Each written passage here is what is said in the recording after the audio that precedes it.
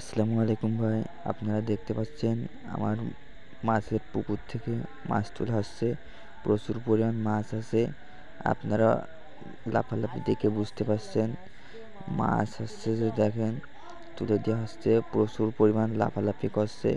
প্রচুর সিলভার মাছ আছে, যার ওজন দুইটাই প্রায় 1 কেজি 200 গ্রাম হবে।